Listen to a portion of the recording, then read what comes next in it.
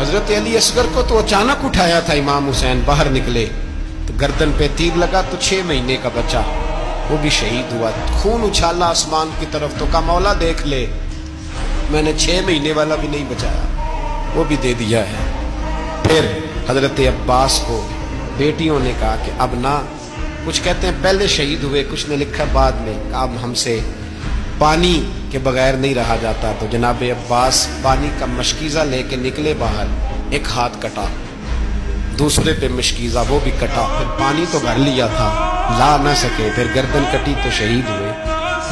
بچوں کی بھی شہادت ہوئی، پر جب ان کا لاشا اٹھایا تو امام حسین کہنے لگے مولا اب نہ حسین کی کمر کمزور ہو گئی، اب کمزور ہو، اور بھائی ایک میت ہو جائے تو 4-5 دن تو پوری آنکھیں نہیں کھلتی، کیسا جری خاندان ہے۔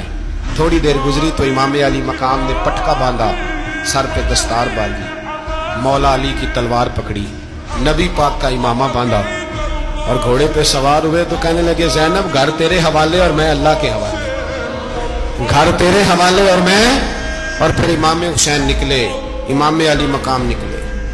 راوی کہتے ہیں کہ یہ جلوہ پہلے بھی بڑے سونے تھے، پر آج جو رنگ دیکھا وہ کبھی نہیں دیکھا۔ کیا انداز تھا، جدھر جاتے نعرہ لگاتے تو حد ہو جاتی۔ اتنے لوگ امام حسین نے کاٹے، اتنے کاٹے، پھر واپس پلٹ کے آئے اور کہنے لگے زینب ذرا پردے کے پیچھے سے دیکھ تو صحیح میری بہن، ان بزدلوں کو جرت ہی نہیں ہو رہی حسین کے مقابلے میں آنے، ایک دوسرے کو دھکا دیتے، تو جا تو جا، پھر اکٹھے وار ہوئے۔ یہ کون ہے کٹا ہوا، لباس ہے پھٹا ہوا، یہ بال یقین حسین ہے، نبی کا نور عین ہے۔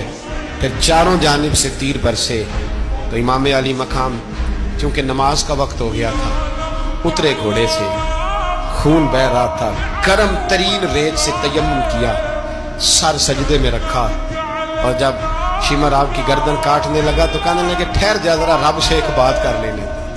اور پھر بولے امام حسین، کہنے لگے مالک تو اب بتا کہ حسین سے راضی ہے کہ ناراض ہے، تو بتا۔ تو پھر ایک آواز آئی، یا ایتھا النفس مطمئنہ ارجعی الی ربک راضیۃ مرضیہ، فرمایا نفس مطمئنہ واپس آ جا، تو اللہ سے راضی ہے، اللہ تجھ سے راضی۔ امام حسین وہاں شہید ہو گئے۔